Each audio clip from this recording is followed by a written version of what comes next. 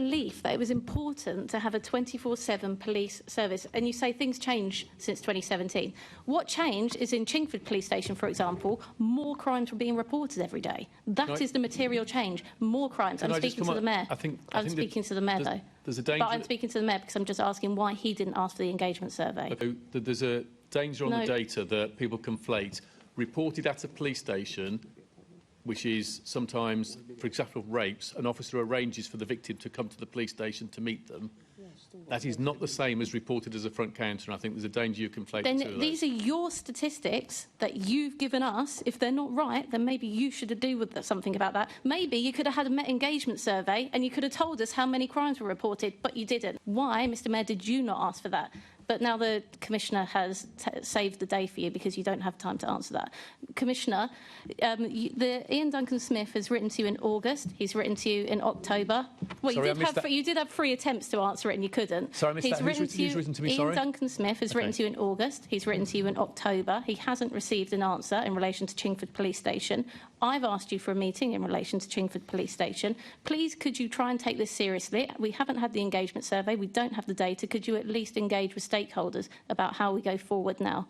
We know that our front counter helps reduce crime in Chingford. We know it's saving the Met money. We'd like to talk about how we move forward into the future. The RAC published a list of vehicle crime hotspots across the country, and of the top 10, 7 are in London.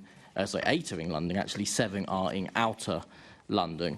Last night I was in Bexley at a Met Engage event and talking to some of the hard-working officers we have in London. I was talking to them about tackling car theft, and they let me know that some of the car manufacturers aren't always so cooperative with the police with requests for car tracking data once the car's been stolen. Is this an issue you're aware of?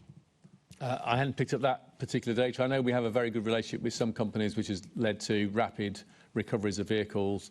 I know I've come across cases with stolen vehicles sort of immediately being driven to places where they are then maybe put in a metal shipping container so that the signal no longer works.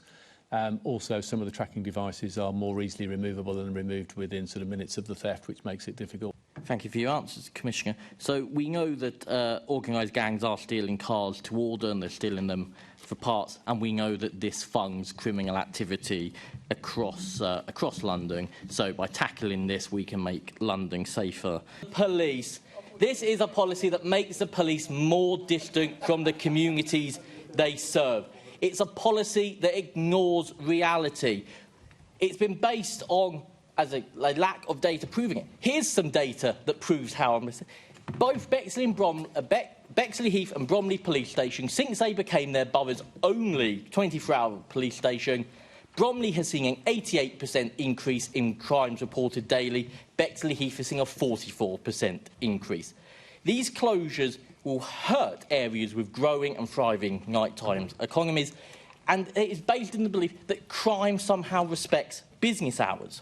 But it's not just about the business case. Closing police front counters at night has a disproportionate impact on vulnerable groups such as domestic abuse survivors. But this is Bromley wasn't on the original list to have its front counter closed or reduced, but it somehow snuck its way on. The mayor must have realised he missed it when he went round. But this is the second time he's come after Bexley Heath Police Station. He tried to close it in 2017. Now he's coming after its front counter.